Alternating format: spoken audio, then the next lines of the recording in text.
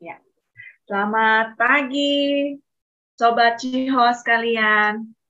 Ya, selamat datang kembali di acara Health Talk kita pada siang hari ini. Perkenalkan saya dengan Dr. Febriani akan membawakan acara ini ke depannya bersama Dr. Claresta Diela, spesialis gizi klinik di Ciputra Hospital. Judul kita pada siang hari ini adalah pilihan makanan dalam upaya pencegahan penyakit dan proses penyembuhan. Baik, tanpa berlama-lama nih, kita akan langsung mulai aja ya Sobat Cios ya, mendengarkan paparan dari Dr. Claresta. Silakan dokter. Ya, halo selamat pagi Dokter Febri. Pagi Dan selamat dokter. pagi juga Sobat host pada pagi hari ini. Saya Dokter Paresa Diela, biasanya Bang Dokter Ella, saya dokter spesialis gizi di Rumah Sakit Ciputra. Dan hari ini saya akan sharing-sharing sedikit sih tentang topik kita hari ini, yaitu pilihan makanan dalam upaya pencegahan penyakit dan proses penyembuhan. Saya share screen dulu ya. Baik dokter. Oke. Ya, Nah, sudah kelihatan? udah ya.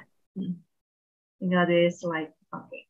Oke. Siap. Nah, jadi kenapa sih makanan ini sesuatu yang penting banget sama tubuh kita dan kenapa tuh sangat menentukan kesehatan kita? Nah, seperti kayak di gambar ini ya, jadi ini makanan itu tuh bagaikan bensin bagi tubuh kita gitu. Jadi kalau misalnya mobil itu kan untuk berjalan dan optimal itu butuh bensin. Nah, jadi kalau misalnya di tubuh kita, kalau kita umpamakan tubuh kita ini mobil, berarti kita butuh makanan sebagai bensin supaya kita dapat melakukan aktivitas kita sehari-hari. Nah, tentunya jenis kan sekarang kan bensin ada macam-macam jenisnya ya, oktannya ada oktan yang rendah, ada oktan yang tinggi. Nah, semakin tinggi oktannya justru akan semakin baik nih performa dari mobilnya gitu. Jadi jalannya makin mulus, terus mesin-mesinnya makin terjaga, nggak mudah rusak gitu. Terus kalau kita lagi nyetir juga kita bawa mobil atau bawa motor tuh biasanya juga lebih mulus dari licin gitu, kayaknya langsung neng. Nah, ini sama juga nih kayak mobil kita, kayak tubuh kita. Jadi kalau misalnya kita memberikan makanan-makanan yang bergizi atau yang sehat dan yang baik bagi tubuh kita, tentu tubuh kita pasti nanti akan bisa berfungsi secara optimal dan kita bisa melakukan kehidupan kita sehari-hari. Kalau mobil ibaratnya nggak mudah rusak, sama tubuh kita juga tidak mudah terkena penyakit. Jadi kalau ibaratnya kata-kata nih your body is car, jadi tubuh kita ini seperti mobil, ini tergantung kita nih yang menentukan kan. Kalau kita isi bensin juga tergantung kita tentukan mau isi bensin yang oktan berapa. Sama kita juga menentukan apa yang kita mau tubuh kita tuh seperti apa, mobil kita supaya awet atau tubuh kita supaya sehat. Jadi kita harus pilih makan makanan tentu yang juga bergizi ya. Nah, jadi ini yang tadi saya bilang ya, makanan tuh bensin bagi tubuh kita. Seperti mobil yang butuh bensin untuk dapat berjalan, tubuh kita tuh butuh makanan supaya dapat berfungsi dengan baik. Dan makanan ini berfungsi sebagai bensin bagi tubuh kita dan memberikan energi serta nutrisi yang kita butuhkan untuk hidup. Nah, agar tubuh kita selalu sehat, sangat penting nih kita memilih makanan yang benar dan tepat. Kalau kita mengisi mobil kita dengan bensin yang salah, apa yang terjadi pada mobil kita? Yang tadi saya bilang pasti rusak. Sama juga kayak tubuh kita. Nah, ini jadi kita bisa ada dua gambar ya. Satu, healthy diet. Jadi diet itu jangan selalu dipikirkan untuk menurunkan berat badan. Jadi kata-kata diet ini sebenarnya adalah salah satu cara kita mengatur pola makan kita gitu. Jadi kalau kita memilih makan makanan yang sehat, mengatur makanan yang masuk ke dalam tubuh kita dengan cara makan makanan yang fresh, terus cukup minum air. Jadi efeknya apa? Energi kita jadinya tidak mudah kita lelah gitu, lebih banyak energi yang ada. Terus kita lebih percaya diri. Terus kita tentu jadi nggak jarang pergi ke dokter karena apa? Tubuh kita sehat, nggak sakit-sakitan gitu ya. Dan jadi kita umurnya lebih panjang. Terus pencernaan kita lebih baik juga, buang air besar lancar. Terus tubuh kita sehat dan jangan lupa. Ada yang bilang kalau misalnya usus itu adalah uh, suatu uh, apa ya, organ tubuh kita yang ternyata berpengaruh terhadap imunitas tubuh kita dan juga otak kita gitu, karena memang ada signal-signal yang berperan sebagai imunitas di usus kita, sehingga kalau kita makan yang memang sehat itu bisa mempengaruhi ke depresi, ke otak kita, ke pola pikir kita, dan juga ke kesehatan tubuh yang lain gitu ya. Nah, sedangkan kalau kita memilih makan makanan yang tidak sehat atau unhealthy diet, jadi penyakit apa bisa terjadi beberapa penyakit. Salah satunya depresi. bisa terjadi penyakit diabetes atau gula yang sering kita tahu.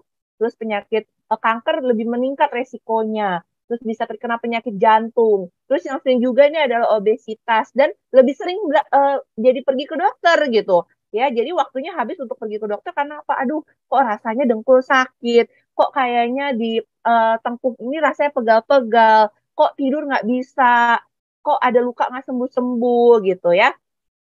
Nah, kalau misalnya yang kita lihat nih, apa sih bedanya yang diet sehat sama tidak sehat? Yang sehat itu kita lihat dari gambar tubuhnya ini ya. Jadi lebih banyak kita makan sayur-sayuran dan buah-buahan. Terus karbohidrat tetap dimakan juga, tapi karbohidratnya dipilih seperti kayak jagung, jadi yang lebih banyak seratnya. Sedangkan kalau yang tidak sehat, kita lihat lebih banyak apa? Makan-makan yang junk food, ya ada kentang goreng, hamburger, popcorn, kue-kuean. Terus kita lihat daging-daging yang lebih berlemak, terus permen-permenan, terus alkohol, terus makanan yang sudah diawetkan yang manis-manis ya. Jadi ini kita bisa lihat perbedaan makanan yang sehat dan tidak sehat. Nah, apa sih keuntungan dari makan yang sehat ini? Jadi yang satu tadi kita sudah bilang menurunkan risiko dari obesitas. Jadi kita kalau mengkonsumsi makanan yang sehat bisa menurunkan risiko terjadi obesitas dan bisa menjaga berat badan. Nah, tentu selain makanan sehat ini juga kita kadang-kadang kan bilang saya sehat dok makannya.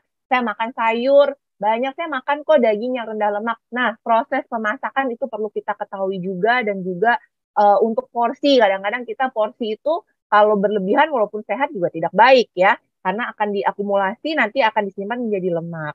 Terus bisa menurunkan risiko terjadi diabetes. Ternyata kalau kita diet gizi seimbang dan sehat, bisa menurunkan risiko terjadinya diabetes atau gula darah ya. Biasa kan suka nih kita kalau lagi ke mall atau lagi ke dokter atau ke poli atau ke puskes tuh suka ada cek gula darah gratis. Nah, itu boleh tuh dicek atau bayarnya yang murah yang 10.000 yang 7 boleh tuh kita ngecek-ngecek ya, apalagi bagi yang keluarganya punya risiko terjadi penyakit gula. Terus bisa meningkatkan resiko meningkatkan kesehatan jantung. Jadi kalau dietnya kita nggak sehat atau makan makanan yang tidak sehat, apalagi lemak yang tidak sehat dan makanan-makanan yang diproses, itu bisa meningkatkan resiko terjadi penyakit jantung. Terus tadi ya menurunkan resiko kanker. Jadi ternyata kalau kita banyak makan sayur dan buah bisa menurunkan resiko terjadi kanker.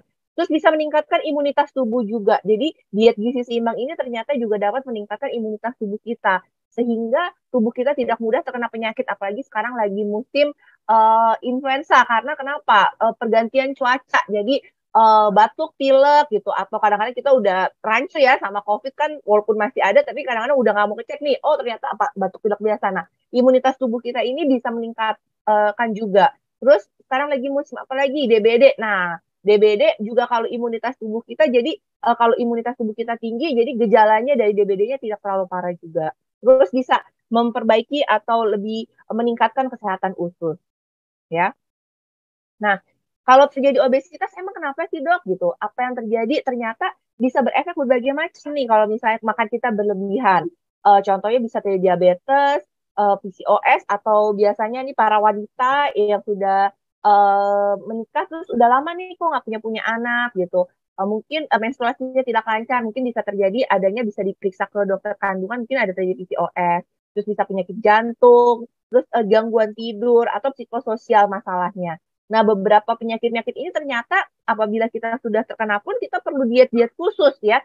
Jadi seperti pada diabetes perlu diatur tuh dietnya. Jadi setelah kita misalnya sampai amit-amit kita ini terkena diabetes, harus banyak yang diatur supaya apa tidak terjadi banyak komplikasi dari diabetes dan kita bisa mengontrol gula darahnya gitu ya. Terus pada keadaan misalnya PCOS ada diet-diet khususnya nih juga sehingga PCOS-nya bisa hilang. Terus pada penyakit-penyakit jantung juga ada beberapa diet khusus agar tidak semakin memperburuk dari kesehatan jantungnya ya. Nah, ini contohnya kalau kita kena diabetes mellitus emang kenapa sih dok? Ternyata tuh hanya dari makanan yang salah atau kita makan nggak sehat lalu terkena diabetes mellitus merambatnya kemana-mana gitu ya, bisa ke penyakit-penyakit yang lain. Contohnya bisa terkena penyakit di otak, bisa terkena stroke, bisa kena jantung, bisa ke ginjal. Terus biasanya suka kesemutan, diabetes neuropati ya kita sebutnya. Terus matanya jadi kabur, terus masalah di gigi, terus masalah di pembuluh darah, terus biasa suka luka di kaki yang tidak sembuh-sembuh. Ini juga butuh pengaturan pola makan khusus ya. nanti yang diatur untuk jumlah asupan karbohidratnya berapa, jenis karbohidrat yang baiknya seperti apa, itu perlu dikonsultasikan. Yang tadi juga, apa sih efeknya dari kalau kita makan nggak sehat, imunitasnya turun, jadi efeknya adalah nanti jadi mudah nih masuk penyakit-penyakit ya, atau kita bilang patogen. Jadi patogen ini adalah suatu zat yang tidak biasa bagi tubuh kita ya, jadi bisa menimbulkan penyakit ya. Nah, jadi bahan makanan apa saja sih yang harus kita konsumsi agar tubuh kita sehat? Nah, ini ada suatu quotes ya, bilangnya adalah you are what you eat. Jadi tubuh kita ini adalah apa yang kita makan gitu. Jadi kalau kita mau tubuhnya sehat, tentu kita harus makan makanan yang sehat. Kalau misalnya tubuh kita maunya yang nggak sehat, ya kita makan makanan yang tidak sehat. Jadi kita lihat tuh pada pasien yang atau pada gambar yang tubuhnya tidak sehat, lemaknya berlebih, yang akan meningkatkan risiko penyakit-penyakit ini, makannya apa yang enak-enak nih? Pizza, sosis, terus ada bir, ada kue, terus ada hotdog, ada cake gitu ya, makanan soda. Sedangkan kalau yang sehat, tubuhnya kelihatan kita makannya banyak sayur dan buah ya. Nah, ini jadi apa aja sih makanan yang penting bagi tubuh kita? Jadi kita harus tahu dulu nih saat makanan atau yang kita bilang bensin di awal itu bagi tubuh kita apa aja. Yang pertama itu ada karbohidrat. Jadi tetap penting nih konsumsi karbohidrat. Jangan jadi supaya sehat saya nggak mau makan karbohidrat karena ada yang bilang makan karbohidrat nanti jadi meningkatkan resiko penyakit-penyakit tertentu gitu ya. Jadi karbohidrat gunanya fungsi bagi tubuhnya itu jadi sebagai apa? Sumber energi bagi tubuh kita. Terus mencegah tubuh untuk menggunakan protein sebagai energi. Jadi makanya butuh tetap orang karbohidrat itu, jangan kita hanya mengutamakan dari protein saja gitu. Karena kenapa? Kalau protein yang digunakan nanti dibutuhkan pembakaran lebih banyak. Terus serat pada karbohidrat juga menjaga kesehatan usus dan mengatur gula darah. Sumber makanannya seperti apa? Ada gandum, beras, ada roti, kentang, nasi putih, nasi merah, ubi, jagung, ya. Terus kalau protein, protein gunanya apa? Penting bagi pertumbuhan dan perbaikan jaringan. Nah, apabila kita habis sakit, makanya kita kadang-kadang diberikan kalau di rumah sakit itu sumber proteinnya banyak.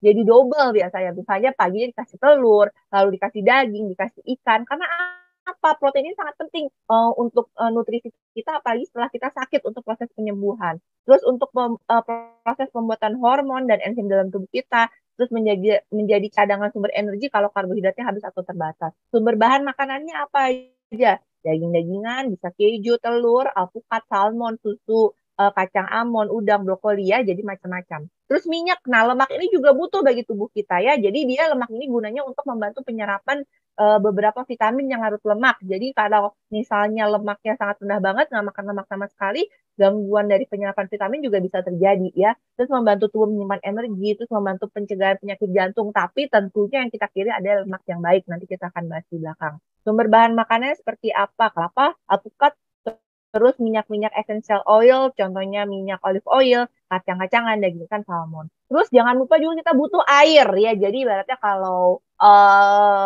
mobil tuh butuh oli, nah kalau tubuh kita butuh air juga nih. Untuk apa? Fungsi untuk melarutkan dan mengangkut zat-zat makanan dari jaringan yang satu ke jaringan yang lain. Terus untuk mengangkut sistem metabolisme ke sistem ekspresi atau pembuangan, yaitu dari buang air besar dan buang air kecil. Ya, terus jangan lupa nih sayur-sayuran dan buah-buahan supaya dapat apa? Vitamin.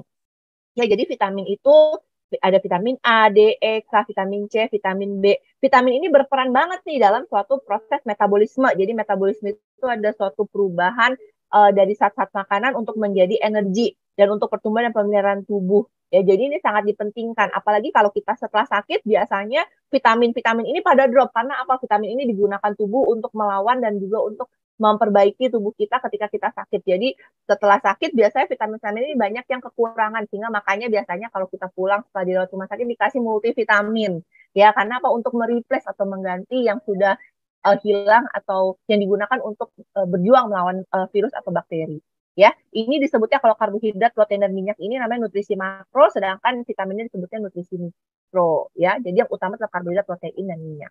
Nah, jadi caranya gimana nih kita supaya sehat? Tentu tetap konsumsi karbohidrat sekitar 45 sampai 55% dari total karbohidrat, total energi. Terus dipilihlah karbohidrat yang kompleks ya. Karbohidrat kompleks itu seperti apa? Jadi kita jangan makan yang simple karbohidrat. Simple karbohidrat contohnya apa? Seperti pasta putih, roti putih, nasi putih, kue-kuean, permen, cookies, biskuit, es krim, ya, sereal-sereal yang manis, terus makanan, minuman-minuman yang kemasan yang sudah manis, walaupun bentuknya nih jus nih, bilangnya iya dok saya minum dok, kalau buah-buahan saya jus yang saya beli di supermarket. Nah itu kita lihat tuh biasanya adalah sari buah, gulanya lebih tinggi dan airnya lebih tinggi juga ya. Hati-hati ya, jadi kita lebih banyak konsumsi karbohidrat yang kompleks. Karbohidrat yang kompleks itu contohnya ada roti gandum, roti apa, terus beras coklat atau beras merah, terus sayur-sayuran, terus buah-buahan, kacang-kacangan, oatmeal atau ya oatmeal, terus ubi, singkong itu juga termasuk karbohidrat yang lebih kompleks ya. Nah, terus sebentar. Oke, nah cukupi pemenuhan protein baik hewani dan nabati. Jadi pilihnya proteinnya yang hewani rendah lemak. Ya, jadi protein itu tuh ada dua, ada protein hewani, ada protein nabati. Hewani itu contohnya dari mana? Dari telur, ikan, daging sapi, daging ayam, seafood. Ya, itu protein hewani, susu sapi itu juga protein hewani ya. Kalau protein nabati itu dari mana? Dari tahu, tempe, kacang-kacangan, kacang macam-macam, edamame, kacang tanah, kacang merah, oncom, susu kedelai. Nah, itu termasuk protein nabati. Tapi konsumsi protein hewani harus lebih banyak daripada protein nabati. Namun kita pilih yang rendah lemak. Contohnya kalau susu sapi, pilihlah susu yang skim atau susu low fat. Kalau ayam, lebih bagian dada tanpa kulitnya. Walaupun kulitnya memang lebih enak ya. Nah, jadi tapi lebih baik bagian dada tanpa kulitnya. Terus daging-daging yang rendah lemak. Terus ikan laut, mau ikan laut atau ikan tawar itu sama aja oke. Terus seafood. Tapi jangan lupa porsinya juga perlu kita ketahui. Ya, dan ini saya mau ingatkan juga kalau sekarang kan lagi musim juga tuh ada susu oat, ada susu almond. Nah, harus bedain tuh kalau misalnya susu oat itu kan berasalnya dari oat ya. Jadi dari gandum. Jadi itu dia lebih banyak karbohidratnya. Sedangkan kalau jadi proteinnya tuh biasa lebih sedikit karena dia dibuatnya dari gandum. Sedangkan kalau susu almond itu lebih ke protein nabati. Kalau misalnya susu sapi itu paling tinggi untuk protein hewaninya ya. Nah, perbanyak asupan yang lemak baik, yaitu batasi kurangi lemak yang tidak baik. Lemak baiknya seperti apa? Alpukat, terus selai kacang, terus tahu, susu kedelai, terus olive oil, canola oil, terus lemak-lemak lemak daging ikan yang berlemak dari kacang-kacang, kacang almond. Nah, sedangkan yang tidak baik ini apa? Jadi yang dairy produk atau produk susu tapi yang tinggi lemak. Terus es krim, kue-kuean, cookies, chips, terus daging merah yang tinggi lemak, ya, terus makanan siap saji. Ya, ini dibatasi atau dikurangi. Ya, ini bedanya yang lemak baik dan lemak tidak baik. Jadi lemak baik biasanya dari kacang-kacangan, terus yang ikan-ikanan. Lemak yang tidak baik biasanya yang sudah di kayak butter, krim, susu tinggi lemak, terus makanan siap saji. Nah, tapi jangan lupa juga nih, lemak-lemak yang baik ini bisa jadi lemak yang tidak baik kalau apa kalau kita konsumsinya berlebihan dan juga cara pemasakannya berlebih. Misalnya, makan kacang sehat dong, Dok. Iya, tapi kalau misalnya kacangnya dibalur, misalnya kacang atom gitu ya. Jadi kacang dibalur sama tepung terus digoreng lagi jadi nggak sehat ya. Jadi hati-hati kayak alpukat, alpukat sehat tuh kan minum alpukat, tapi alpukatnya dikasih susu kental manis ditambahin gula lagi jadi tidak sehat, itu yang buat gemuk sebenarnya ya. Jadi alpukatnya sendiri dia lemak yang baik, tapi kadang-kadang adalah suatu sumber bahan makanan yang sehat menjadi tidak sehat ketika diolah dengan cara yang salah gitu ya. Terus jangan lupa kita konsumsi serat 3 sampai 5 porsi per hari ya. Seratnya harus seimbang, baik serat-serat yang larut dan tidak larut. Jadi caranya gimana? Bingung nih, serat larut tidak larut, konsumsi sayur dan buah aja karena di sayur dan buah ada bagian, di satu buah aja tuh ada bagian serat yang larut, bagian yang nggak larut ya. Dua-duanya sangat diperlukan bagi tubuh kita. Kalau kebanyakan makan serat yang tidak larut nanti jadinya konstipasi. Kalau serat yang larutnya kebanyakan nanti jadi diare. Jadi memang harus seimbang. Ternyata serat ini juga sangat penting bagi tubuh kita. Kenapa? Ternyata dapat membuat lebih kenyang, bisa menurunkan tekanan darah, menurunkan kolesterol, menurunkan gula darah juga, terus memperbaiki dari digestif kita. Jadi untuk buang air besar kita juga lebih baik. Ya. Dan sayur ini kadang-kadang orang bilang makan sayur tapi jumlahnya ternyata kurang. Ya, jadi sehari makan 3 porsi sayur, sekali makan itu sekitar kurang lebih 100 gram yang ditiriskan ya. dan buah 2 porsi per hari.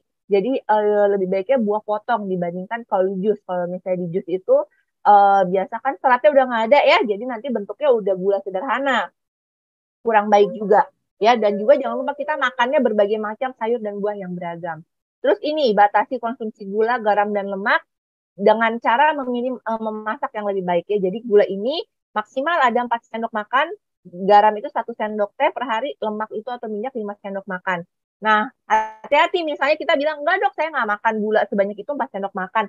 Nah, kadang-kadang ada hidden sugar, jadi ada gula-gula yang tersembunyi. Contohnya misalnya dari kita jajan minuman-minuman boba, teh susu, nah itu kan ada gula-gula tersembunyi. Di biskuit, nah itu ada gula tersembunyi, es krim. Terus di garam yang tersembunyi juga, saya nggak makan garam dok, saya udah nggak makan apa-apa. Kalau masak garamnya sedikit banget. Nah hati-hati suka tersimpan itu di mana dari makanan kaleng itu juga garamnya tinggi. Dan itu di chips atau kerupuk atau keripik-keripikan, nah itu garamnya juga tinggi. Ya lemak, minyak juga nih, saya nggak makan minyak banyak kayak gitu dok. Hati-hati kadang-kadang kita suka hidden fat juga. Misalnya, tapi saya makan yang martabak. Nah, itu ada lemak yang jahatnya juga ya. Terus kerupuk, jadi itu proses pemasakannya juga tinggi lemak juga. Ya, jadi hati-hati, ini banyak yang hidden, tersembunyi. Nah, terus caranya jadi gimana nih supaya nggak kelebihan. Jadi seperti yang di bawah ini ya, pemerintah nih udah dari Kementerian Kesehatan sudah memberitahu nih, caranya kalau gula, kurangi konsumsi makanan minum dengan kadar gula tinggi. Makanan kalengan ya, garam juga kurangi makanan kadar garam tinggi yang kaleng-kalengan, chips, ikan asin. Terus perbanyak sayur dan buah, jangan nambahin lagi nih kalau kita lagi makan, ditambahin lagi nih misalnya ke restoran, tambahin lagi garam, tambahin lagi kecap. Jadi akan berlebihan konsumsi dari garam dan juga gulanya. Terus cara memasaknya lebih baik dipilih untuk direbus, dikukus atau dipanggang daripada digoreng, apalagi goreng tepung dan juga di fried ya. Nah, jadi dietnya yang sebenarnya tadi kita sudah bahas. Jadi kalau dulu kita sempat tahunnya 4 sehat 5 sempurna. Ternyata ini tuh udah nggak dipakai lagi. Kenapa? Sebenarnya untuk komposisinya sama nih.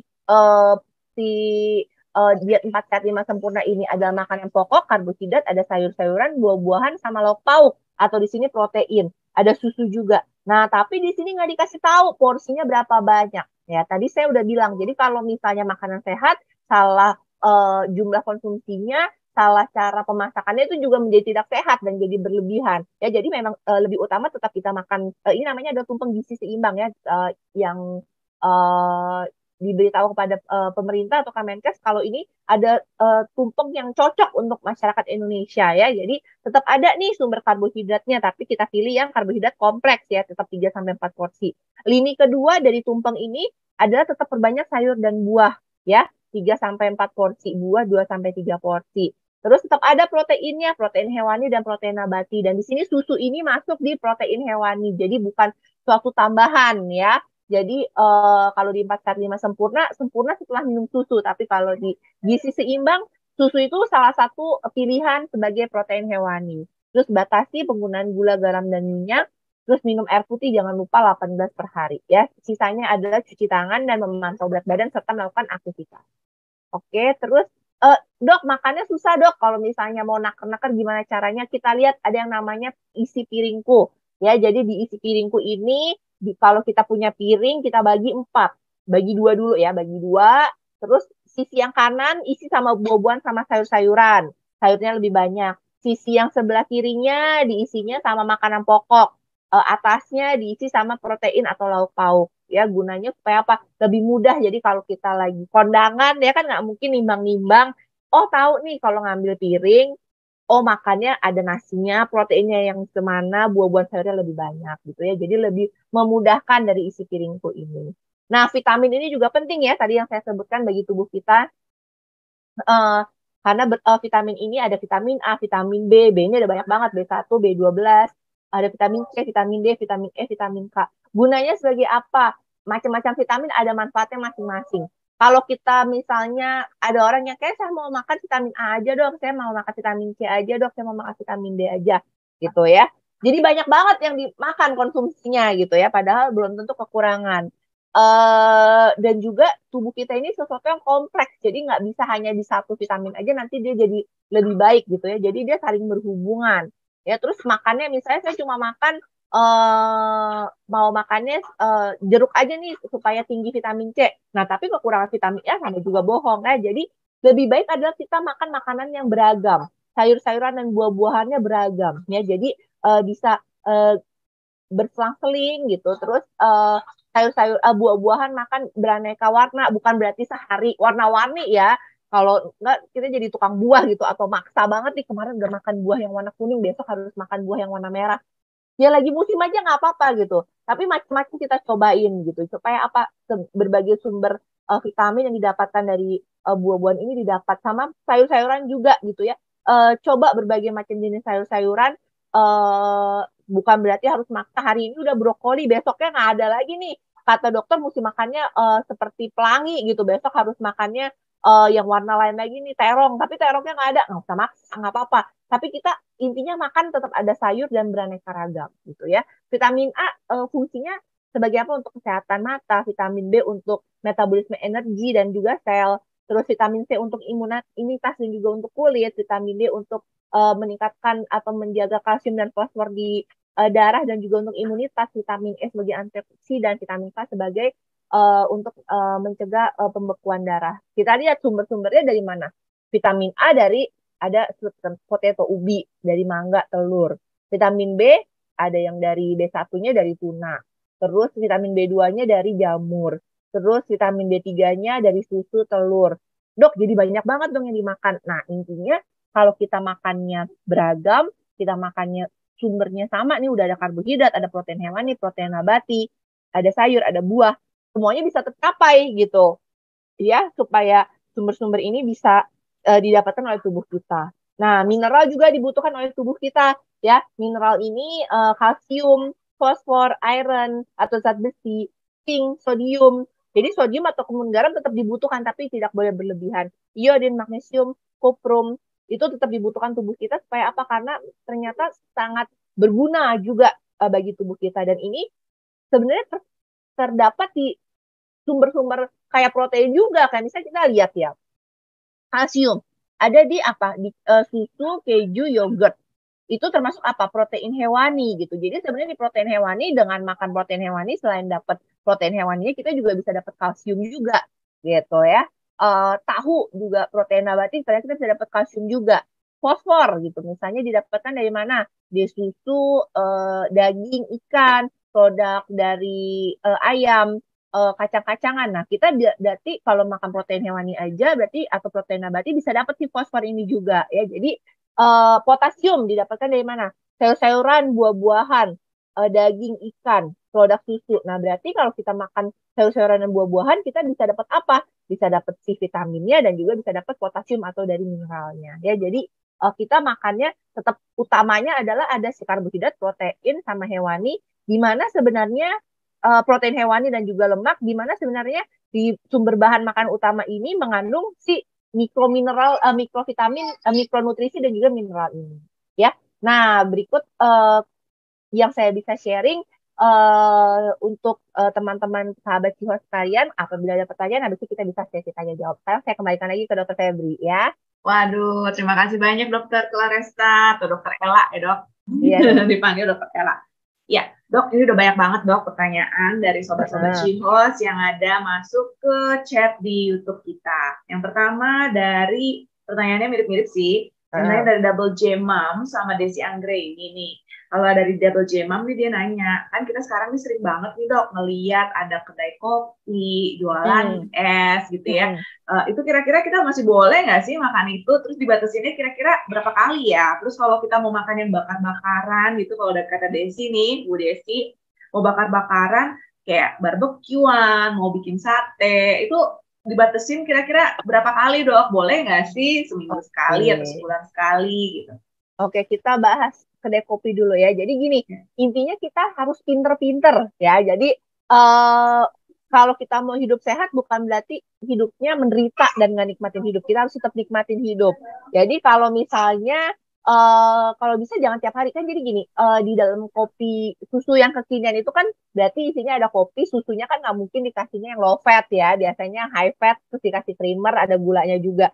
Jadi kalau misalnya kita mau boleh nih seminggu sekali gitu. Atau misalnya udah makannya clean nih, atau misalnya makannya udah bersih nih, nggak banyak yang makan makanan junk food. Jadi ya kalau lagi mau minum boleh, tapi jangan terlalu sering. Jadi ya seminggu sekali lah gitu ya.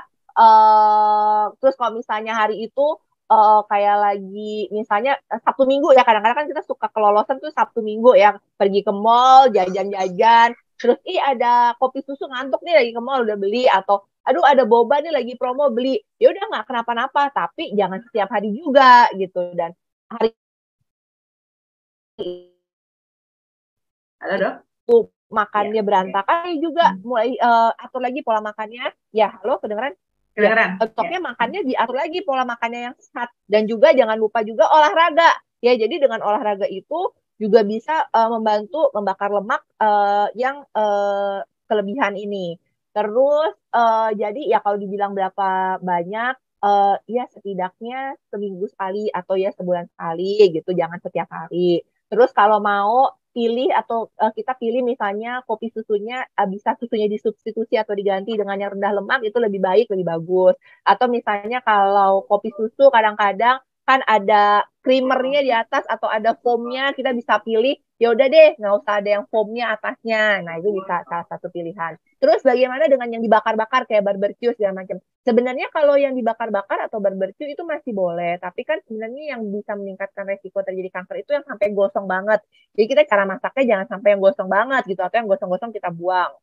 Terus cara pilihannya gimana dok? Ya kalau misalnya kita lagi ada acara, misalnya acara tahun baru, ya nggak apa-apa gitu. Jangan karena mesti makan sehat supaya nggak sakit, udahlah. Nah sekali-sekali boleh, tapi besoknya kita maintain. Misalnya walaupun hari itu banyak makan makanan berlemak, perbanyak makan sayurnya gitu. Jadi walaupun ada barbecue, ada saladnya juga, jadi bisa menyeimbangkan. Dan juga porsinya juga, jangan kita, aduh sekali ini makannya banyak banget. Yang secukupnya aja lah, jangan berlebihan gitu. Terus berapa lama sebulan nih sebenarnya, intinya jangan terlalu sering, jangan setiap hari barbecue atau seminggu sekali barbecue dan makan makanannya nggak sehat gitu ya. Misalnya sebulan sekali dengan sehari-harinya, atau setelah hari kita lagi barbecue, atur pola makan lagi dan juga berolahraga gitu. Jangan hari barbecue besoknya jajan kopi gitu. Jadi dalam besoknya lagi makan all you can eat, ya udah seminggu itu makannya berantakan. Nah, jadi kita nikmatin hidup tetap, tapi bisa sehari dua hari besoknya kita atur lagi pola makannya. Terus jangan lupa olahraga, itu banget yang dipentingkan gitu sih Dok Febri. Oke, jadi masih boleh, tapi kita harus pinter-pinter ngaturnya ya dok Iya, ya. yang penting pinter-pinter, aturnya nikmatin gitu ya. Iya, jangan lupa olahraga sih, bener banget Iya, dok olahraga. itu Mm-mm. apa, jadi kalau kita mau makan yang aneh-aneh, macam-macam, kalau ada olahraga sama makan sayur buah, itu bisa banget membantu ya. Benar, ya dokter. Lalu ada pertanyaan lagi dari Yeni Nuryani. Bagaimana ya dok caranya ngatur pola makan biar dapat gizinya juga untuk ibu-ibu hamil yang ngalamin mual muntah gitu dok? Oke, nah ini kemarin ada nih pasien di COS juga nih, jadi mual muntah, juga makannya gimana. Nah, jadi kalau misalnya mual muntah pada kehamilan itu kan disebutnya hiperemesis ya, hiperemesis Beta-Darum.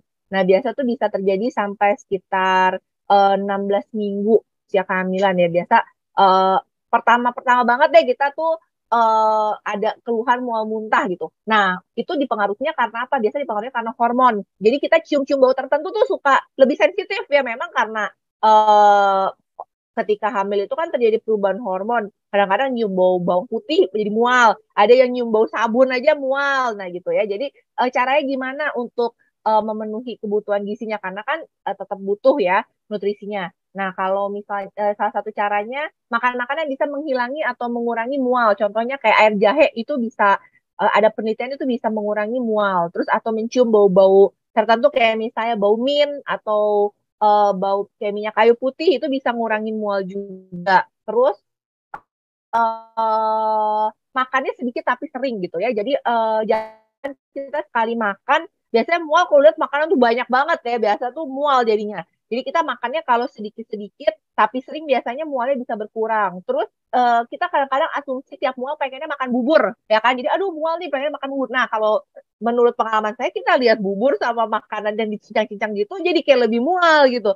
Nah nggak apa-apa makan aja nasi. Atau yang lagi pengen makan aja gitu. Misalnya makan nasi sedikit-sedikit aja nggak apa-apa gitu. Tapi kurangin yang kayak tinggi lemak yang digoreng. Jadi itu bisa meningkatkan rasa mualnya ya atau bisa kita coba makan roti gitu roti diisi selai gitu terus atau misalnya telur kan butuh juga ya protein telurnya misalnya aduh enak banget lihat telur rebus coba di cara lain misalnya telurnya digoreng kadang-kadang bisa lebih nafsu gitu ya tapi caranya adalah makannya sedikit-sedikit tapi sering terus kurangin yang makan makanan yang digoreng terus kadang-kadang susu juga bisa membantu ya susu biasa yang dingin-dingin tuh bisa kurangin mual juga jadi susu khusus ibu hamil itu bisa dikonsumsi juga untuk memenuhi kebutuhan nutrisinya gitu. Jadi karena hati-hati sekali untuk ibu hamil kan kita butuh pemenuhan nutrisi juga. Terus kadang-kadang es krim bisa membantu juga. Kadang-kadang bisa hilang juga tuh mual tuh karena makan es krimnya. Jadi coba yang dingin-dingin atau jus yang dingin-dingin. Terus jangan ke bubur. Kalau saya lebih sarannya ke makanan yang lebih berbentuk gitu. Jadi nggak mual. Terus yang rendah lemak sama makannya sedikit-sedikit tapi sering terus bisa dicoba juga dengan air jahe dan mencium bau-bauan yang kayak menenangkan gitu ya aromaterapi atau yang mint gitu itu sih kalau dari saya gitu. Oke, thank you dokter. Lalu dok, ada lagi pertanyaan dari Ibu Yona Simbolon, mau nanya, apa benar kalau misalnya puasa itu termasuk cara yang baik untuk kita membersihkan tubuh dari racun secara berkala dok? Oke, jadi puasa atau orang biasa detox ya. Nah sebenarnya itu oke sih nggak apa-apa untuk dilakukan detox, tapi kan biasa orang puasa Senin Kamis atau misalnya detox misalnya berapa hari itu memang benar ini kita bisa membersihkan racun tubuh kita. Tapi tentu pas buka puasanya makanannya juga harus diatur gitu. Jadi jangan karena puasa pas lagi makannya langsung berbukalah dengan yang manis itu juga jadi racun yang terdetoks jadi tambah lagi racunnya ya. Jadi untuk mau puasa itu bagus juga kalau secara agama juga kita baik juga gitu. Untuk kesehatan juga bagus. Kadang-kadang bisa mengontrol gula darah juga itu ya. Maksudnya untuk memperbaiki gula darah. Namun ketika buka puasa jangan lupa untuk makan makanan tentu yang tetap bergizi. Cara pemasakannya diperhatikan jangan karena buka puasa makannya langsung mie goreng atau makannya pisang goreng atau sesuatu yang manis gitu ya terus banyak nah itu juga perlu diperhatikan jadi walaupun puasa tetap kita atur pola makan tetap ada nasinya proteinnya sayur-sayuran buah-buahan dan cara pemasakannya jangan yang digoreng-goreng atau goreng tepung dan tinggi lemak gitu sih. Ya, baik dokter, terima kasih. Lalu ada lagi pertanyaan dari Erlina, Ibu Erlina. Sekarang ini kan dok banyak banget nih orang yang jualan makanan gluten free katanya gitu dok. Nah, apakah sebenarnya si gluten ini tuh diperlukan nggak sih sebenarnya sama tubuh kita dok? Kenapa kok malah banyak yang jualan produk gluten free? Oke, jadi gluten ini sebenarnya dibutuhkan sama tubuh kita ya. Jadi gluten ini bagian dari bagian karbohidrat. Nah, sekarang ini kan banyak nih apa-apa dibilang gluten free. Gluten free sebenarnya kan gluten free itu dikhususkan kalau misalnya kita memang punya masalah pencernaan. Contohnya celiac disease atau memang ada gangguan absorpsi atau penyerapan zat gizi di usus kita. Jadi nggak semua orang butuh diet yang gluten free gitu. Eh karena dibutuhkan juga oleh tubuh kita gitu daripada apa-apa gluten free bilangnya nanti lebih sehat enggak juga gitu karena tetap gluten tuh dibutuhkan tubuh kita kecuali memang ada gangguan penyerapan di tubuh kita biasanya gejala ada diare atau nyeri perut pada makan makanan tertentu karena biasa kan makanan yang gluten free juga harganya lebih mahal ya jadi daripada kita kos hanya demi untuk mau makan gluten free biar sehat ya nggak juga makan makanan yang biasa juga sehat juga gluten free tapi glutennya free tapi ada lemak yang lainnya jadi nggak sehat juga kan gitu ya kan.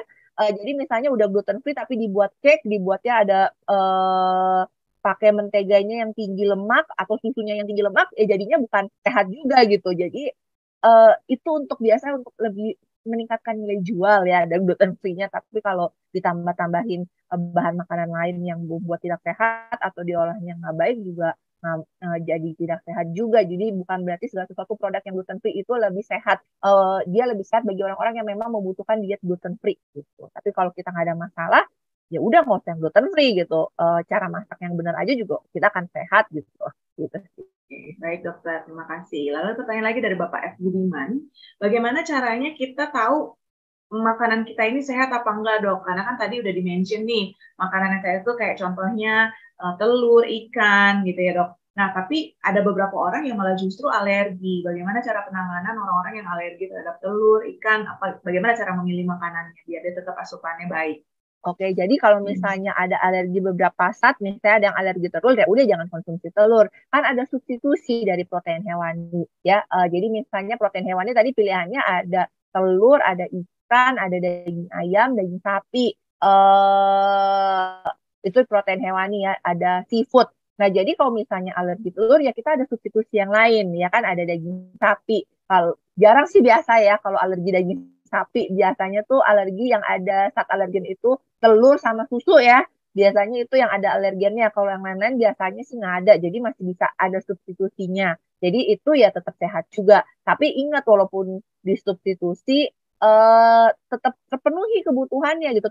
Sumber vitamin, mineral dan energinya zat gizi tetap terpenuhi gitu. Jangan berarti harus makan sehari harus ada telur karena dokternya bilang katanya telur baik. Jadi saya tiap hari makan telur. Tapi saya alergi telur saya paksa. Ya jangan gitu, nggak usah telur juga kan bisa ganti yang lain protein hewaninya gitu. Cara masaknya juga perlu diperhatikan.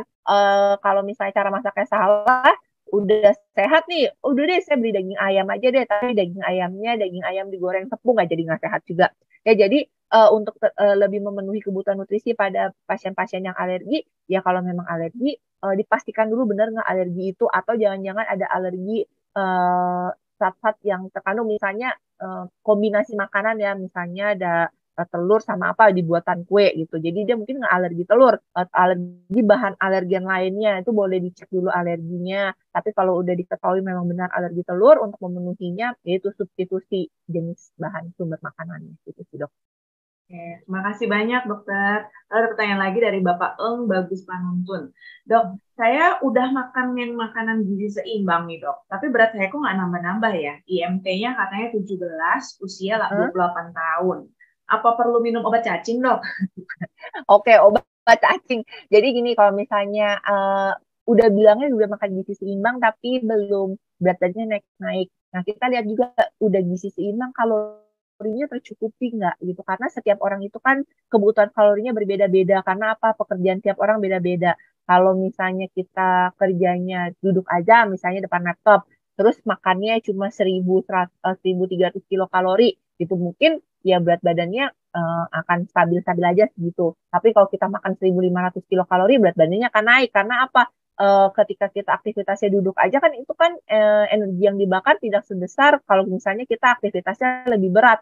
Kita seperti melakukan pekerjaan rumah atau lebih banyak mobilitasnya. Jadi harus disesuaikan nih walaupun gizinya seimbang, porsinya sesuai nggak gitu. Jadi karena setiap orang beda-beda kan, berat badan tinggi badan orang beda-beda gitu. Misalnya saya sama dokter Febri mungkin kebutuhan nutrisinya supaya kita berat badannya tetap stabil beda nih gitu. Karena setiap orang metabolisme dan kebutuhannya beda-beda. Misalnya kerjanya juga beda-beda. Dan dokter Febri lebih banyak mobilitasnya, saya nggak terlalu banyak mobilitasnya, justru kebutuhan kalori saya akan lebih kurang. Terus selain itu komposisi, walaupun gizi seimbang kadang-kadang mungkin ada hal-hal tertentu yang butuh proteinnya lebih tinggi gitu ya. Atau kalau misalnya nggak naik-naik juga udah dimodifikasi makanannya, bisa diperiksakan ke dokter ada nggak penyakit-penyakit tertentu yang memang menyebabkan adanya penurunan berat badan atau berat badannya nggak naik-naik seperti tiroid. Jadi kita, atau yang lain-lain kita bisa cek. Lebih baiknya sih dikonsultasikan ke dokter gizi dulu agar kita bisa atur nih pola makan dan jumlah kalorinya. Jadi walaupun gizi seimbang, jumlah kalorinya jangan-jangan belum tercukupi gitu sih. Oke, ya. Jadi perlu diperiksa lebih lanjut kali ya, Dok ya. Iya. Iya, baik. Terima kasih, Dok. Lalu untuk Sobat Cios ini masih banyak banget pertanyaannya. Cuman mohon maaf nih Sobat Cios karena waktu yang kita nggak terlalu banyak ya Sobat Cios ya. Saya akan membacakan lagi 3 pertanyaan lagi nih ya dari Sobat-Sobat Cihos yang udah memberikan masukan pertanyaannya. Untuk Sobat-Sobat Cihos yang mungkin tidak sempat saya tanyakan kepada Dokter Claresta pada siang hari ini, mohon maaf dulu ya. Terus kalau emang kepengen banget konsultasi dengan Dokter Claresta ada di Ciyoputra Hospital setiap hari Sabtu ya dok? Iya betul, tiap hari Sabtu. Jadi kalau weekend mau konsultasi bisa. Boleh, siap. Nih, dari Bapak F. Budiman lagi dok. Dia bertanya, kalau untuk lansia, misalnya dia habis sakit, terus untuk recovery gitu, terus nggak mau makan, susah makan, gimana ya dok cara kita mengatur pola makannya, apalagi males ngunyah gitu. Kita bisa milih makanan seperti apa ya dok buat lansia-lansia ini?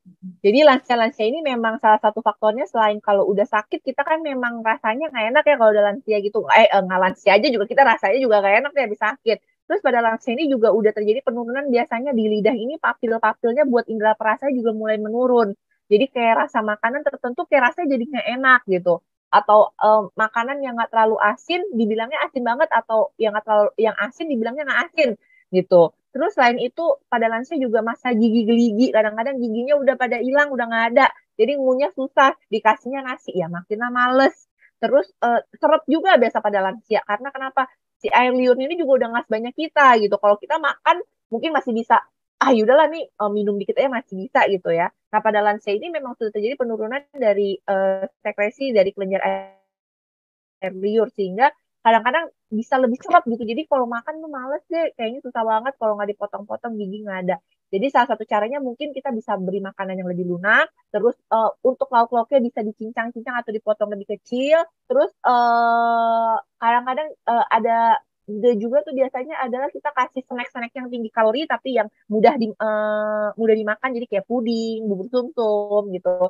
Terus susu kadang-kadang bisa membantu juga. Susunya ini adalah susu sebenarnya bukan susu tapi makanan cair yang sebenarnya isinya adalah seperti kita makan semangkok nasi dan lauk-lauknya gitu, yang khusus tinggi kalori, tinggi protein bagi lansia-lansia, supaya tetap terpenuhi kebutuhan nutrisinya. Dan perlu dikonsultasikan juga ya untuk penggunaan susunya ke dokter mana sih yang baik, karena susu ini kan sebenarnya bukan susu, dia adalah pengganti makanan cair, jadi seperti obat. Ya, jadi perlu dikonsultasikan konsumsinya sehari berapa kali, berapa banyak yang dikonsumsi, itu perlu diperhatikan dan dikonsultasikan. Jadi itu salah satu caranya. Jadi makanannya lebih lunak, dipotong kecil-kecil, terus perbanyak konsumsi air putihnya, sama mungkin susu atau makanan cair bisa salah satu opsi. Oke, makasih banyak dok. Lalu ada pertanyaan lagi, ini 2 terakhir ya. Ya. Bingung saya milihnya yang mana ini. Dari, tadi ada yang nanya tentang ketogenik dok. Siapa ini ya? Hari Santio. Menanyakan dok, tren diet keto, ketogenik, itu hanya makan daging aja, tanpa makan karbohidrat gitu ya, kayak nasi, kentang gitu. Bagaimana menurut dokter rekomendasinya? Lalu untuk makanan orang-orang yang punya asam lambung tinggi dari Bapak Lamhot Ricardo Simbolon nih, bagaimana cara pola makannya? Jadi bagaimana diet keto menurut dokter sama cara makan pola yang ada makan masalah lambung. Iya. Ya oke. Jadi kalau ketogenik itu sebenarnya adalah awalnya suatu diet yang digunakan bagi anak-anak yang penderita epilepsi ya. Jadi kalau diet keto yang sebenarnya itu karbohidrat itu rendah banget, kurang dari 10%. Jadi 5-10% karbohidrat, sisanya proteinnya dinaikin sama lemaknya. Nah, sebenarnya kalau mau dilakukan, kalau mendapatkan karbohidrat yang rendah banget itu kadang-kadang susah, karena itu yang kita pikir hanya dihitungnya itu dari sumber-sumber karbohidrat kayak nasi, singkong, jagung. Ternyata di protein itu juga ada karbohidratnya. Jadi kalau kita hitung protein hewani, protein nabati ada karbohidratnya juga. Terus di sayur ada karbohidratnya juga gitu. Jadi untuk mendapatkan persentase yang sangat rendah 5-10% tuh diet keto yang 100% keto banget. Terus untuk dapetin protein yang tinggi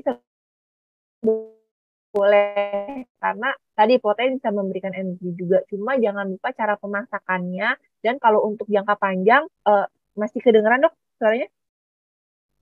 Masih ya.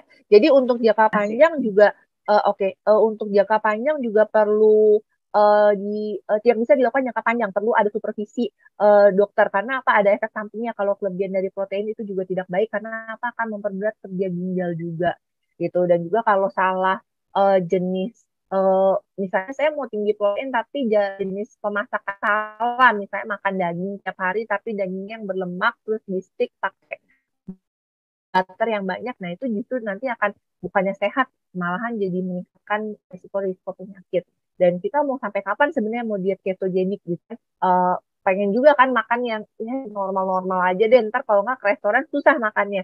Jadi ya sebenarnya paling baik sih diet gizi seimbang. Kalau mau diet keto tetap harus dipantau karena dan tidak boleh jangka panjang karena normalnya sebenarnya itu buat orang epilepsi, buat bayi anak epilepsi awalnya gitu. Terus tentang diet untuk lambung. Diet untuk lambung itu tetap bisa dilakukan atau makanan yang baik untuk lambung itu tetap bisa dilakukan. Intinya adalah kita makan yang baik itu tidak boleh kelaparan. Jadi makan sehari tetap 3 kali, selingan 2 kali, makannya tiap 2 jam. Jangan sampai lebih dari 4 jam. Lambung kita tuh kosong tiap 4 jam. Jadi kalau kita makannya telat, tentu otomatis nanti bisa asam lambungnya naik gitu ya. Jadi lambungnya keburu kosong, nggak ada makanannya yang buat diolah, jadi lambungnya bisa asam lambungnya bisa melukai lambung. Terus batasi makan makanan yang berkafein. Kadang-kadang suka lupa, cuma ingatnya makan makanan yang pedas aja. Nah, padahal berkafein itu juga bisa meningkatkan peningkatan asam lambung. Kafein itu nggak hanya dari kopi, tapi teh juga tinggi akan kafein ya.